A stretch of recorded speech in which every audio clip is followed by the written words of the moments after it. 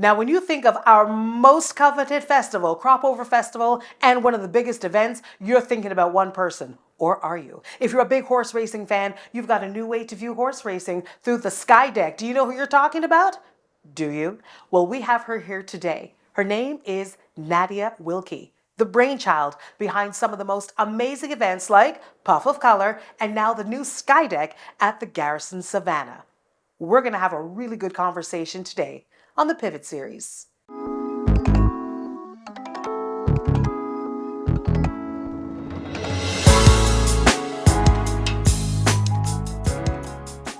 Nadia, welcome to the Pivot Series. Thank you for having me. Well, I could not believe myself years ago when I found out that there was a very unassuming, relatively quiet woman in charge of one of the loudest events that we've got on our social calendar. Tell us about Puff of Color. What was the brainchild behind that? What was that thought process like? Okay. Well, Puff of Color originated during a time when the Fete Arena and I would say 4-day morning were evolving and becoming extremely popular. They were, becoming what they are today. And the team wanted to get involved in the Juve section of Crop Over and wanted to bring out a Juve band. And I like to try to do things a little differently each time. And I considered what could we do differently that would stand out. And I wanted to merge the experience and the joy that you can get from a vet and from a Juve experience, from the 4-day morning experience, in order to create one location where you could experience it all. And that's where Puff of Color would have come. I would have had experience with the Holy Festival, and it just so happened around that time I had an experience with the Holy Festival. And I'd been introduced to Pagua powder at that. And I determined that this would be a good opportunity to introduce something that wasn't normally a part of our culture, but we're not as aware of that being a part of our cultural makeup or landscape in Barbados. Mm-hmm. And I merged those cultures together as best as we could, um, to create a celebration of life and color and joy. Now I'm hearing introduce and merging and, bringing parts of these elements in. But what you started was a frenzy. Well, I try not to look at it like that, but people did get excited about it, and that is a testament to what we were trying to produce. We're trying to produce an opportunity for people to come out and, I mean, we all need a bit of joy every once in a while in our lives, and to have a persons be able to come out and to be their full selves, to release kind of the mundane 9 to 5 work week, or to be able to party as their full selves with their friends and family, or it just created an opportunity for people to be happy. And that was the intention. And if by extension, then it created what persons might describe as a frenzy, Mm. A lot of people felt good. And that was the purpose.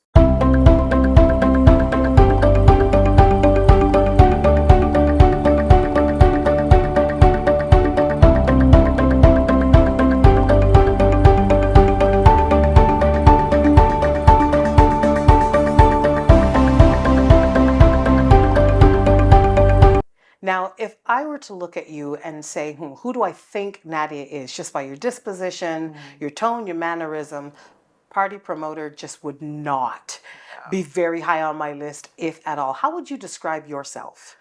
Well, to answer that, I'd say I'm not the face that most people would know. I like to stay in the background and get things done. I like to entertain, whether it is planning for friends and family or whether it's planning for everyone I can get into one space in Barbados. I like to entertain. I like to provide an environment where people can interact with people, make new friends, catch up with long lost friends, etc. Um, I get involved in a lot of projects because I like to learn and try new things. So I find I'm always saying yes to new projects, always involved in something. I like to keep busy. And I think a lot of people might describe me as a reserved individual and a private individual, but I probably say I'm more of an introverted extrovert. I like to be engaging and have great conversations with persons, but I do need to reset every once in a while. So I do like to create my own space. So But even looking at you and just even hearing you speak, it doesn't look or sound like a risk averse, like you sound more risk averse is what I'm trying to say. But all of these things require a lot of belief, guts, just taking the chance. How would you describe yourself on the chance scale? Do you take chances generally? It depends on what it is. I wouldn't normally say that I take chances. What I do is if I decide that I have an interest in something, I want to start it, develop it, and see it through to the end. So I'm really passion driven, I'm purpose driven. And so when an idea comes up, I try to investigate what's the best way to execute it. And then I have to execute it. I kind of have to see it through to the end. And so if there's risk involved there, I guess just the mere fact that I want to get to the destination, I forget that there's a risk involved and I just keep going. Is there some element that a person really ought to have about themselves in order to do what you do? Not be thin skinned. um, you also have to be sure about what you want the end result to look like because very often there are lots of different things that will happen along the way that can reset your course, and being able to follow through, to network, to understand who are the right people to call, what are the right environments to try to find, and to recognize that you need good people, you need a team to be able to execute. So I don't know if I answered that well, but I think it actually gave us a good glimpse into what is actually required as opposed to I'm a feta and yeah. therefore I produced a fet. But you spoke about your team at least 3 times in a very short space of time. To me, it says that you are team oriented and you understand what is required in order to either navigate within a team or to lead the team. But in that process, what have you found has been the biggest misconception about who Nadia is? I think people don't always recognize how approachable I am. I can be a bit reserved, and I think persons might not be sure how to navigate those conversations, um, especially when I'm in planning mode. I'm focused. I'm very focused.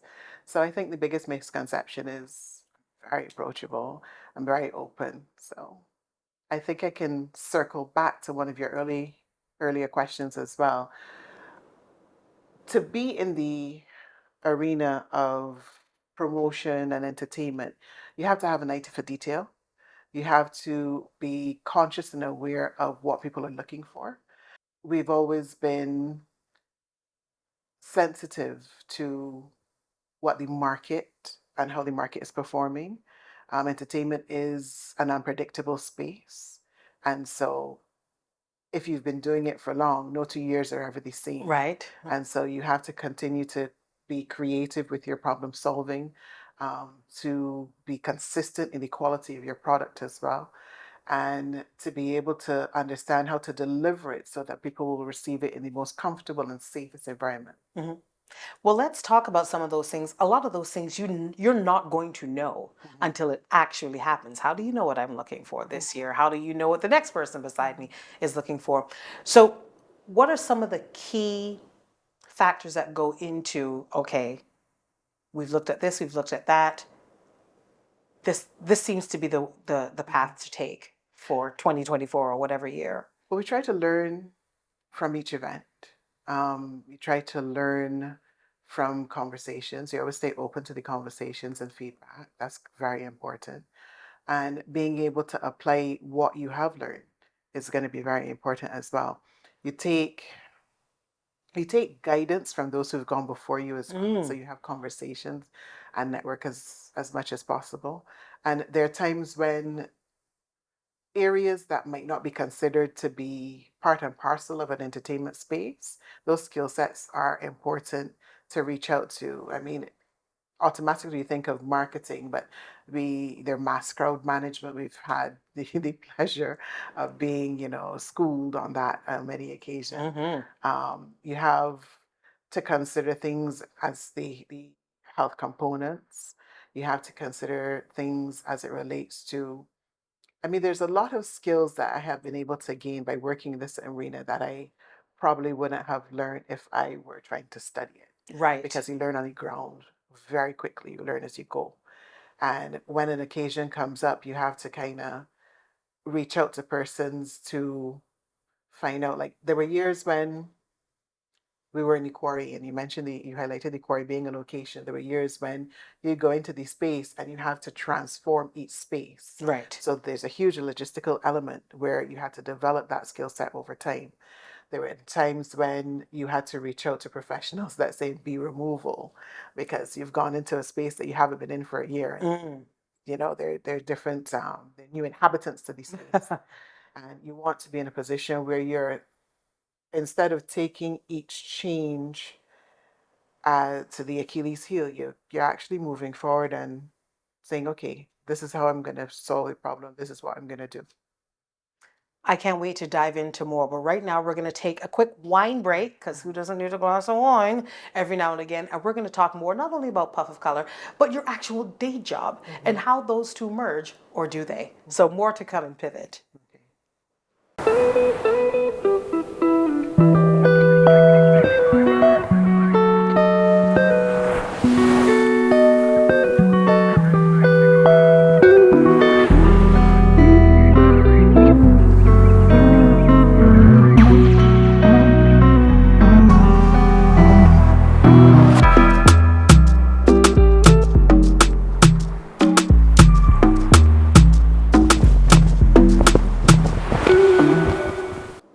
I have learned so much so far that we had to take a wine break. And with the compliments of Wine World, Stansfeld Scott and Company, we've got Elusive. Now, this one is anything but. You know how reds can go from dry or a little too sweet. This is a beautiful blend right in the middle. But we always make time for a little wine, so cheers. Definitely.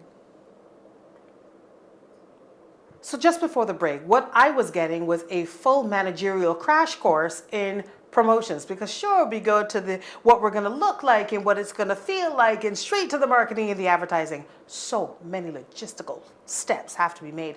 So at some point though, you've had show number 1, show number 2, show number 3. Some people take their businesses that far and say, well, we had a good run. And they fade away. This is now how many years for Puff of Color?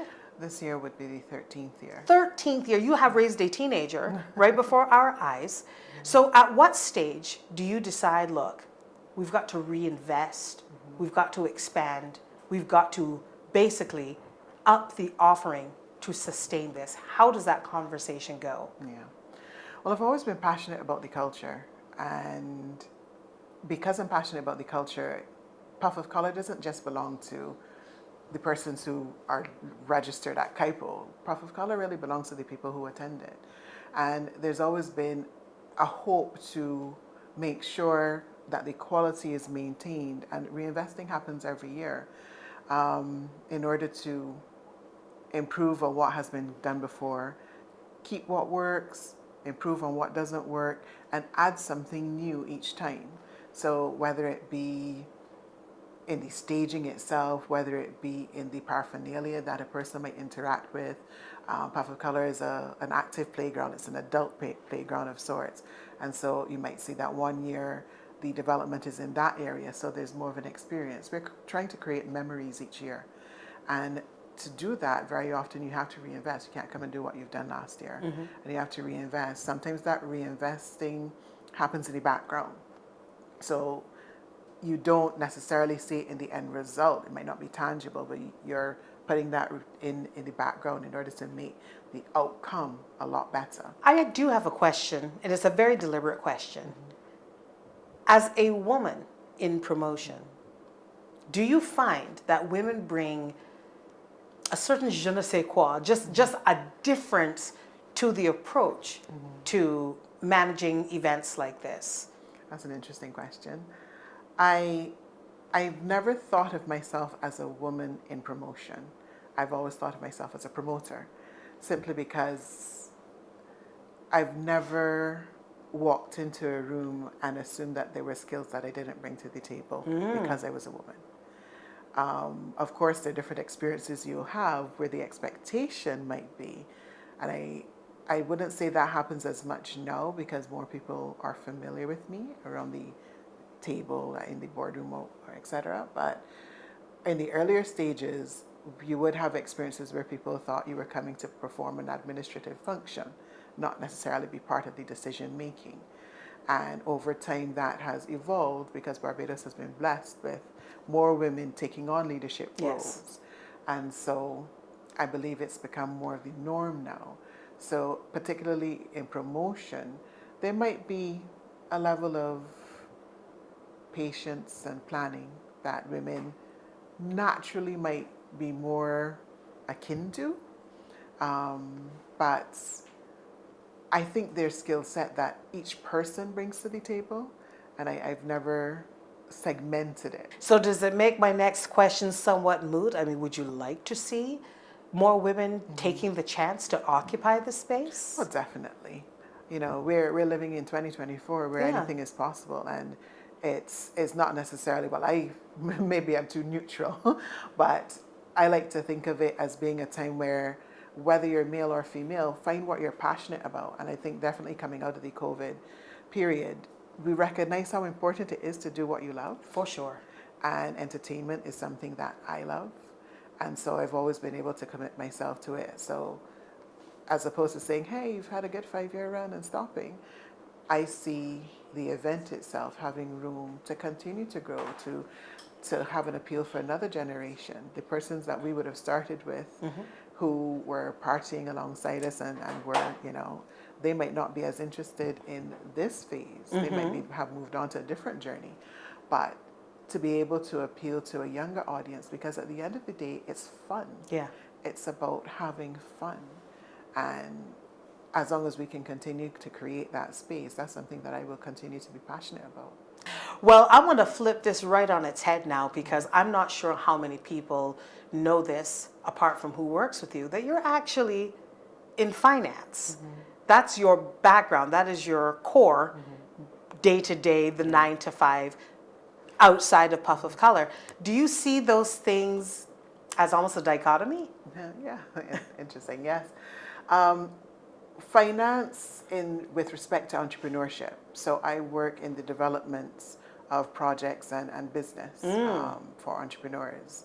And so that has actually been an area where I've been able to gain a lot of experience in how to make things work. I mean, I didn't choose to be in finance. I actually my degree would have been in psychology, so totally left field. Okay, more surprises. Correct.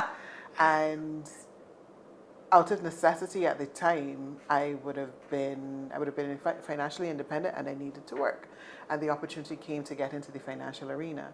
And I guess maybe the natural skill set of learning how to make money work for you would have been an important life skill that then translated into my career.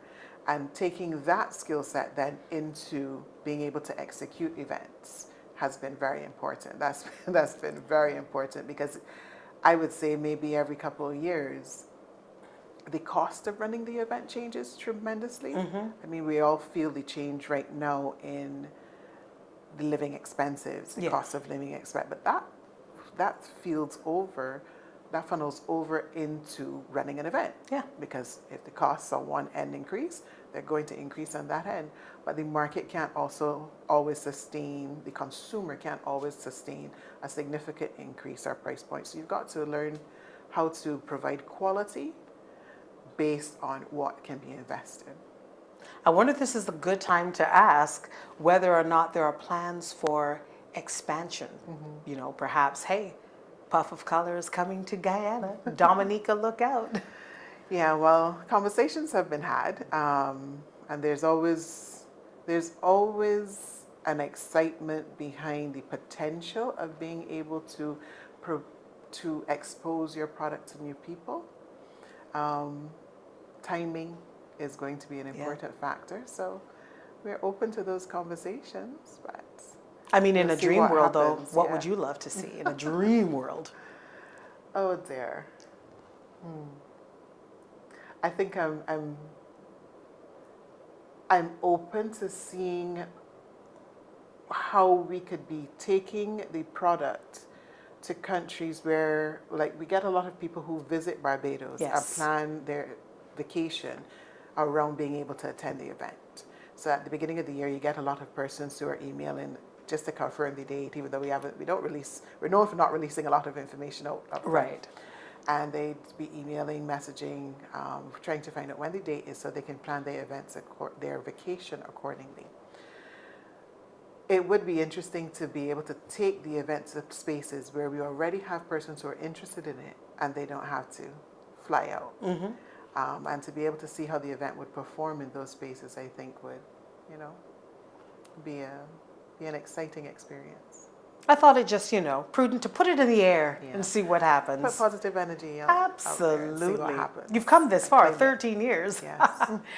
Well, during that time, of course, you also would have entered the family arena. You are the mother of one, boy or girl. Boy. So how does balancing raising a son in a 2024 world, you having a great career, you having an amazing business and an event that is well branded, well recognized, how do you wear all of these hats and then stay so composed? Well, one of the things I try to do is, now that he's 6 now, and I try to involve him because I want him to understand that entrepreneurship is an option for him. I'd like him to understand the importance of and the value in having an idea and then putting in the work to execute the idea and what goes into that. Sometimes we see the cake, but we don't think about what happens in the kitchen. And I think it's important for him to be able to see that. That is possible. Sometimes we see other people doing it and we don't see people in our families doing it. That's right. And that is important to know. You connect with it a little closer when you understand, okay, I can do this too. So I try to involve him where possible. And the balance is like a hamster's wheel. Like you're constantly, every day you got a plan, you got to stick to the plan as best as possible, and you need a network. You need your support system. Yeah. Yeah. Back to the team. Correct. Back to a team. Yeah. You know, as much as we would like to think we can do it all alone, we don't always do it all alone. And our community is important. The support of our community is important, whether immediate or extended. And being able to, as much as we feed into that community, having that community feed into us as individuals, as entrepreneurs, as women, that's very important. You mentioned something that I guess it touched me because I think we all suffer from it a little bit, is that this thing that we need to do it ourselves. We cannot allow the basket to break and we not be there to pick up, what has fallen out. What has been one of the hardest things you've had to learn about letting go and relying on this team? And how did you get through that? Because I am so purpose driven, I think maybe one of the most interesting lessons I've learned over the years has been how to navigate when it doesn't work the way you thought it should. And I like to embrace people for who they are. And I try to create an environment where you can bring your best self to the table.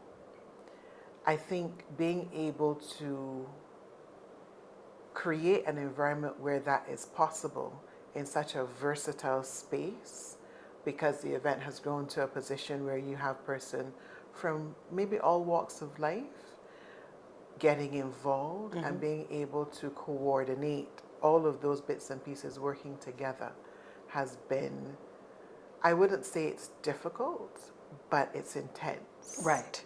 Intense is a good word. Yeah, it's been intense. And so being able to keep all the balls juggling, or, keep all the paths clear enough for us to get to our destination without crashing. I think that has been one of the most interesting skill sets that I've had to develop. In spite of the fact that, your day job is taking up time, you're a family lady, and of course, Puff of Color is in its 13th year, is there any room, growth, anything for expansion perhaps in anything that you're doing? Yeah, well, definitely, although Puff of Color itself, I'm always open to looking into how we can get into new markets. At the moment, I'm always getting involved in new projects. I like to find ways to try new things and to bring something new to an experience. So at the moment, I'm actually working on a new project, Skydeck Race Zone, which is based at the Barbados Turf Club, which is a family-friendly, relaxing environment to view the races. I think horse racing obviously has its audience. Yeah. But I think most persons don't recognize how exciting and comfortable being at the races can be. And we try to create a space where persons can get up close, good views, great vibes, for persons to get up close and personal to the experience and the thrill of horse racing. Sky deck. Yeah. I might get into horse racing just for the sky deck. I have a seat reserved for you. I love a good reservation. Yes. And all in all, would you have ever done anything differently looking back? No, because although hindsight is 20/20, as they say, in the moment, you only know what you know. And you make the best of each opportunity and you try to apply your best skills in that moment. So I don't think there's much that I could go back and change, or I would go back and change, because I've learned a lot from those experiences. I have a tendency to be very introspective. And so when things have happened, I've taken a moment to kind of create a quiet space, look at how it happened, what the outcome was, and try to apply something new or save the knowledge from it. Because you might never go through the same situation twice. Right. But you want to be in a position where you've at least developed a skill or a level of resilience that can apply to something else. Sometimes it's as simple as being able to add foresight to certain situations, to your reality, so that when something comes up, you're in a position either to advise or you're in a position either to stop it from escalating. And so I don't think there are a lot of things that we could have gone back and changed. Nadia, I want to say this has been such an eye-opening experience and conversation with you. So I'm really glad you love having conversations with people as well. I think that looking back, people will look at Puff of Color with brand new eyes and brand new appreciation, especially for the background story and your desire to give the culture something fun, but something to be proud of and look forward to. Thank you. Thank you so much for being on the Pivot Series.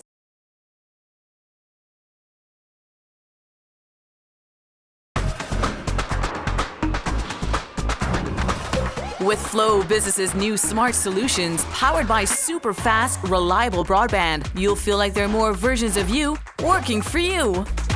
From website design, development, and digital marketing to promote your business, 24/7 business class support to cloud solutions, security, and more. Multiply your growth today.